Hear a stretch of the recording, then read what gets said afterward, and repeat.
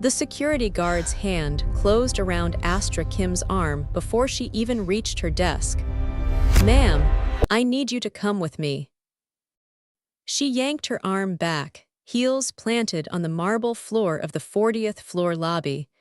"Get your hands off me. I work here."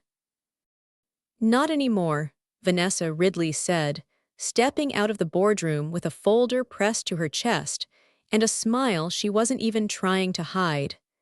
"Security, please escort Ms. Akemba out of the building." 40 coworkers stood frozen at their desks, watching.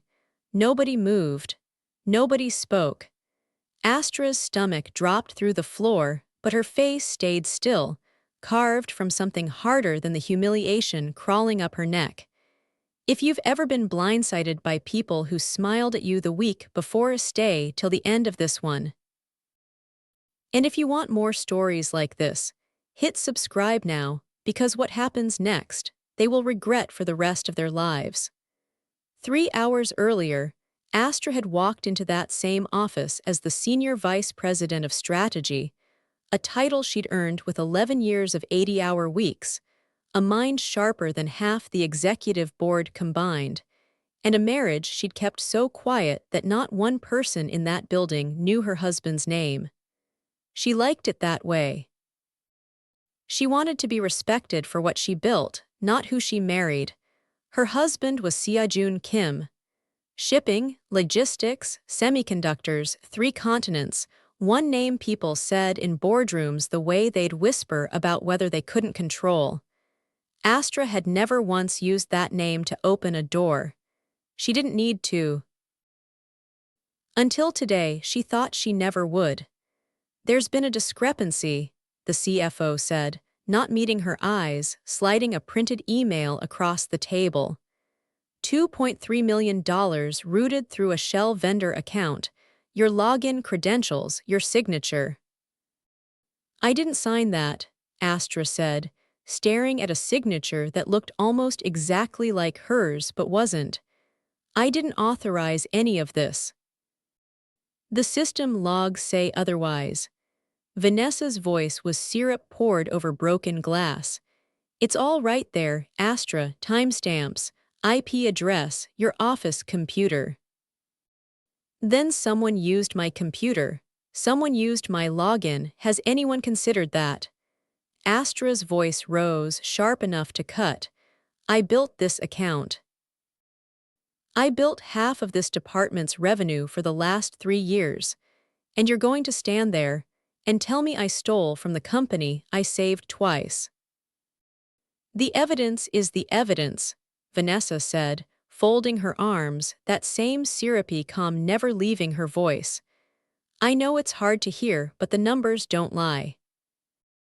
"No," Astra shot back. "But people do.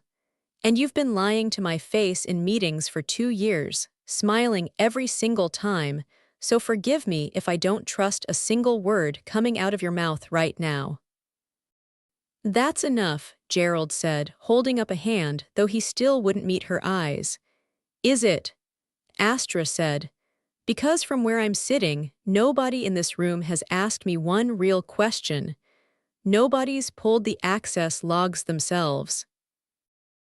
Nobody's asked why a $2.3 million transfer would route through an account I've never once heard of. You just handed me a printed page and called security." The CEO, a man named Gerald Whitmore who Astra had personally saved from a hostile takeover 2 years earlier, wouldn't even look up from the table. "We have to let you go, effective immediately. Legal will be in touch." "Legal will be in touch," Astra repeated, laughing once, bitter and disbelieving. "You've known me for 11 years. "The board has already voted," Gerald said. That was the moment security walked in. By the time she reached the elevator, her ID badge deactivated, her company laptop confiscated, her personal belongings dumped into a cardboard box like she was a stranger who'd wandered in off the street. The entire 40th floor had already seen the internal Slack message Vanessa posted for transparency. Astra Akemba has been terminated for financial misconduct. Please direct any client concerns to my office effective immediately. 11 years. Reduced to one sentence, posted before she'd even made it to her car.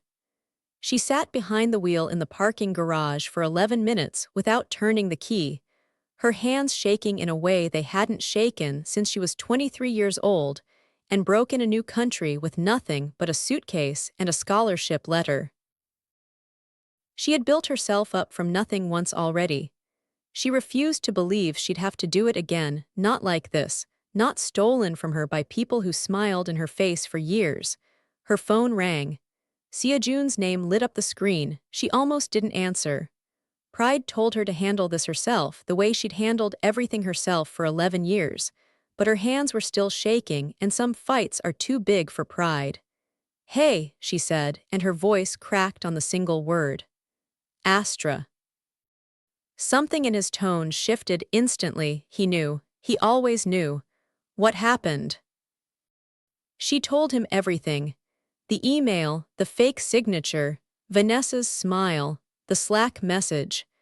11 years erased in the time it took security to walk her to her car. By the time she finished, her voice wasn't shaking from fear anymore. It was shaking from rage. There was a long silence on the line. When Sia-Jun spoke again, his voice had gone very quiet, very level, the tone people in his boardrooms had learned to fear more than shouting. "Say the word and I end them." Astra closed her eyes. 11 years of being underestimated. 11 years of proving herself twice as hard for half the credit. 11 years gone in one Slack message. "Buy the company," she said, "and ruin them." Before you keep watching, tap that like button right now. It takes 2 seconds and it tells me you want to see exactly how far this goes. Drop a comment telling me who you think is more dangerous, Astra or the husband she just unleashed. Now let's watch this unfold. Sia-Jun didn't sleep that night. By 6 a.m. Korea Standard Time, his acquisitions team had already pulled the target company's cap table, shareholder registry, and quarterly filings. The company was publicly traded, mid-cap, decent margins, but bleeding cash from 3 failed expansions the board had been quietly hiding from investors. It was, in Sia-Jun's private assessment, embarrassingly easy to take. "How fast can we move?" he asked his lead counsel, a man named David Reyes who had worked with Sia-Jun for 15 years and had learned never to ask why. "Hostile tender offer, full control within 72 hours if we go aggressive on price," Reyes said. "You'll pay a premium." "I don't care about the premium," Sia-Jun said. "I care about the 72 hours. By that afternoon, Kim Holdings Group had quietly acquired 11% of the company through 3 separate subsidiary accounts, careful not to trigger disclosure thresholds too early. By the next morning, it was 19%. Financial analysts on trading floors 3,000 miles away noticed unusual volume and started asking questions nobody could answer yet. Meanwhile, Vanessa Ridley walked into the office feeling like a queen. She'd already redecorated Astra's old corner office with her own family photos. She'd already told 3 separate clients that leadership had changed without elaborating further. She'd already imagined, more than once, the promotion that would surely follow once the board saw how decisively she'd handled the Astra situation. She had no idea that the ground beneath her was already being bought out from underneath her feet. By day 2, the acquisition crossed 29%, just shy of the mandatory disclosure threshold. Reyes called Sia-Jun at 11 p.m. "We need to file the 13D tomorrow morning. Public disclosure. Everyone will know." "Good," Sia-Jun said. "Let them know." The next morning, The filing hit every financial terminal on Wall Street simultaneously. Kim Holdings Group had acquired a controlling stake in the company that fired Astra Kim 3 days earlier. Within an hour, it was picked up by 3 major business outlets. Within 2 hours, Gerald Whitmore's phone would not stop ringing. "Who is Kim Holdings?" Gerald demanded, storming into the boardroom where the same executives who had voted to fire Astra sat frozen around the same table, staring at the same filing on their phones. "Nobody's ever heard of them," one board member said, scrolling frantically. "There's almost nothing public, just shell subsidiaries and a shipping conglomerate registered in Seoul." "Then find out," Gerald snapped. "Call our banking contacts, call anyone. I want a name by the end of this call." Vanessa's face had gone pale. She'd heard that name before, whispered once, years ago, at an industry dinner, in the same breath as the husband nobody's ever met. "Gerald," she said slowly, her voice losing its syrup. "Astra's married name, it's Kim." The room went dead silent. "That's not possible," Gerald said, but his voice had already lost its conviction. She never mentioned a lot of things," Vanessa said, and for the first time, something like fear crept into her voice too. "None of us actually knew who we were dealing with." "Get legal on the phone," Gerald said, his hands visibly shaking now as he scrolled through the filing again, looking for anything that might undo what had already been done. "Get legal on the phone right now." It was too late for that. It was very possible. It was, in fact, already done. If this is the part where your stomach just dropped for them, comment by the company below, because it's about to get so much worse for everyone in that boardroom. 2 days later, Astra walked back into the 40th floor lobby. Not escorted. Not badge deactivated. She walked in wearing a navy suit sharper than anything she'd owned as an employee, Seo-jun one step behind her, flanked by 2 lawyers and the company's own newly appointed compliance officer. A forensic auditor Seo-jun's team had installed that morning with full board authority.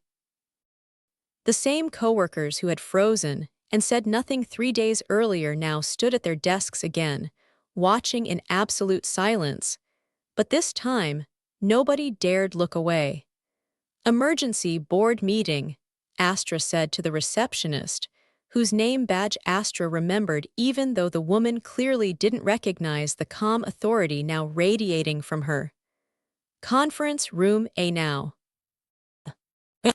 Gerald Whitmore was already seated when they walked in, his face gray, a resignation letter half-typed on the laptop in front of him like he'd known this was coming and hadn't found the courage to finish it. "Astra," he started, "if we could just discuss." "You had 11 years of my work," Astra said, sitting down across from him, folding her hands calmly on the table. "You didn't give me 11 seconds to defend myself." The forensic auditor slid a folder across the table, the real one this time. The Shell vendor account was created 4 days before Ms. Kim's termination. It was accessed remotely from an IP address registered to Vanessa Ridley's home network. The signature was digitally forged using a font-matching software installed on a company laptop assigned to, he paused, checking the serial number. Vanessa Ridley. Vanessa's mouth opened. Nothing came out. "You framed me," Astra said, and for the first time since the boardroom 3 days earlier, her voice wasn't calm anymore. It cracked open with everything she'd swallowed since the moment security touched her arm. "You've resented me since the day I got promoted over you, and you decided the easiest way to get rid of me was to make everyone believe I was a thief." Vanessa started, her syrup gone, her voice thin and shaking now. I didn't think it would go this far. I just wanted you out. I wanted the promotion. I never thought. You never thought I'd fight back, Astra said. That's the part that actually offends me. Not that you tried to destroy my career, that you assumed I'd just disappear quietly and let you keep it. Astra, please, Vanessa said, and for a moment the mask fully slipped, the fear underneath finally visible. I have a family. I have a mortgage. Please, can we talk about this without lawyers, without the SEC just? You didn't offer me that courtesy, Astra said quietly. You didn't offer me 3 days ago, 5 minutes to explain myself before you posted my termination to the entire company. So no, we're not going to talk about this quietly. Save it, Seo-jun said, and it was the first time he'd spoken since walking into the room. His voice was quiet, but the entire table leaned toward it anyway, the way rooms full of powerful people learn to lean toward the person who no longer needs to raise his voice.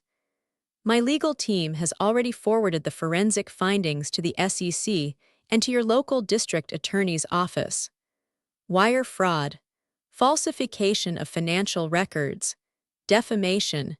You have exactly 1 hour before this becomes a criminal matter instead of a corporate one. Vanessa's hands were shaking now, the exact way Astra's had shaken in that parking garage 3 nights earlier. It was, Astra thought, a strange kind of mirror. Gerald, Astra said, turning to the CEO who had refused to meet her eyes just days before. You've known me for 11 years. You let them walk me out like a criminal, without asking a single question. I panicked, Gerald said quietly. The board was already voting, I thought. You didn't think, Astra said. That's the problem. None of you thought. You just assumed the woman who never talked about her personal life had nothing behind her. Comment below right now if you saw this coming, and if you haven't already, subscribe, because there's still one more twist before this story ends, and it's the one that's going to make you want to watch it again. By the end of that hour, Gerald Whitmore's resignation letter was finished and signed. Vanessa Ridley was escorted out of the same building by the same security guard who had walked Astra out 3 days earlier. Except this time, there was no cardboard box, no Slack announcement, no smile. Just silence, and the click of the elevator doors closing on the career she had destroyed someone else's life to protect. The board, now stacked with 3 of Kim Holdings' own appointees and shaking in their seats, voted unanimously, because there was no other option left to vote for, to reinstate Astra Kim not as senior vice president, but as president of the entire division, with full operational authority and a public statement already drafted for release within the hour. The statement went out that afternoon. It didn't mention Vanessa by name. It didn't need to. Every employee on that floor already knew exactly who it was about, and exactly what they'd watched happen in real time, a woman quietly ruined, and then, just as quietly, made whole again. That evening, Astra sat at her kitchen island, still in the navy suit, a bowl of jollof rice next to a plate of Seo-jun's mother's japchae, the 2 dishes sharing space the way they always did in that house. Seo-jun poured her a glass of wine and slid it across the counter without a word, because after 11 years together, some comfort didn't need language. You didn't have to move that fast, Astra said finally, turning the glass slowly in her hand. You didn't have to survive 11 years of being underestimated, Seo-jun said. But you did. This was the easy part. Astra almost laughed, the first real laugh in 3 days. You bought an entire company in 72 hours. You built a career from nothing in 11 years, he said.